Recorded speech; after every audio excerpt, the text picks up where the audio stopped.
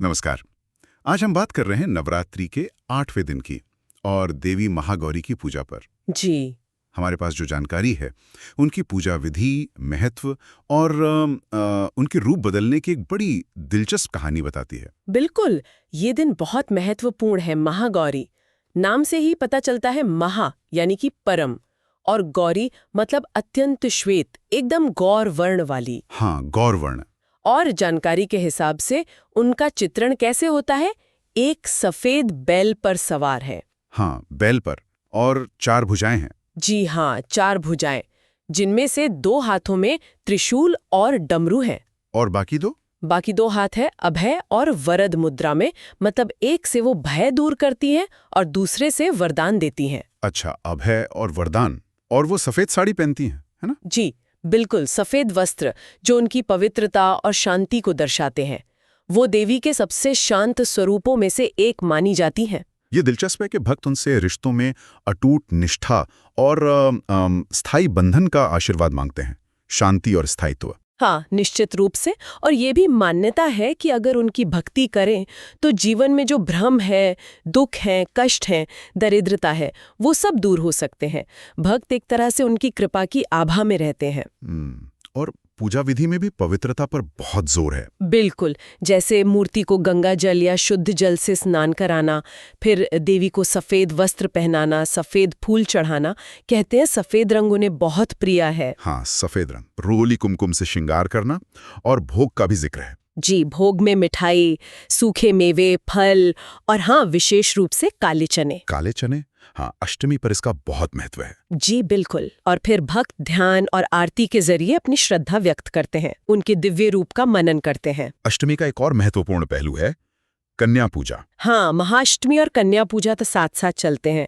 ये हमारी सनातन परंपरा का एक बहुत ही सुंदर हिस्सा है, जहाँ स्त्री शक्ति को देवी का ही रूप मानकर पूजा जाता है। छोटी कन्याओं को देवी का प्रतीक मानना। हाँ, उनकी पूजा करना असल में स्त्रीत्व की पवित्रता, उसकी सुंदरता, शक्ति और दिव्यता का सम्मान करना है। ये 60वें दिन को और भी खास बना देता है। सही कहा।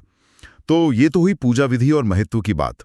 अब आते हैं उस कहानी पर, देवी पार्वती महागौरी कैसे बनी? हाँ, ये कहानी बहुत प्रेरणादायक है। कहते हैं कि जब उन्होंने कालरात्रि का रूप लिया था असुरों का नाश करने के लिए। हाँ, तो उसके बाद उनका वर्ण मतलब रंग सांवला पड़ गया था। जी, और कहानी ये है कि भगवान शिव ने मजाक में, परिहास में उन्हें काली कह दिया। अच्छा, और इससे देवी पार्वती दुखी हो गईं? हाँ, वो व्यथित हो गईं और अपना गौर वर्ण वापस पाने के लिए उन्होंने फिर भगवान ब्रह्मा की कठोर तपस्या शुरू की।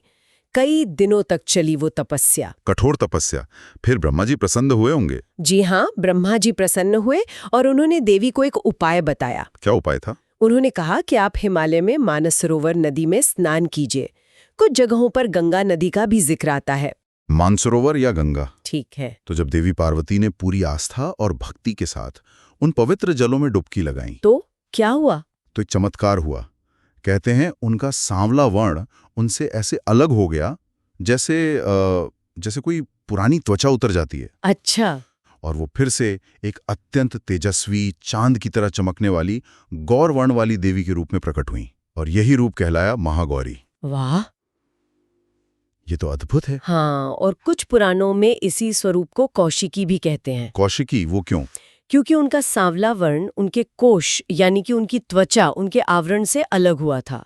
और कहते हैं इसी कौशिकी रूप में उन्होंने शुंभ और निशुंभ जैसे बड़े शक्तिशाली असुरों का वध किया था। वही शुंभ निशुंभ जिन्हें वरदान था कि कोई देवता या पुरुष उन्हें नहीं मार सकता। जी हाँ, वही। तो ये दिखाता है कि शुद्धि के बाद जो शक्ति प्रकट हुई वो कितनी प्रबल थी। ये कहानी सिर्फ रंग बदलने की बात नहीं लगती, इसका मतलब तो कुछ और गहरा है। बिल्कुल सही। ये सिर्फ बाहरी बदलाव की कहानी नहीं है।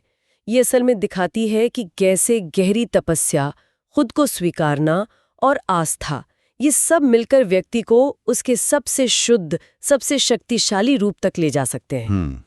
देवी ने अपमान को प्रेरणा बनाया और अपना तेज वापस पाया। सही। ये भक्ति और तपस्या की जो शुद्ध करने वाली और बदलने वाली शक्ति है ना, उसका प्रतीक है और देवी की कृपा और शक्ति को दिखाता है। तो इस पूरी बातचीत से जो खास बात समझ आती है वो ये है कि महागौरी की पूजा और उनकी ये कहानी हमें आस्था, निष्ठा, तपस्या और एक सकारात्मक बदलाव की शक्ति सिखाती है। बिल्कुल। और ये हमें याद दिलाती है कि मुश्किल समय में भी हमें विश्वास और उम्मीद नहीं छोड़नी चाहिए।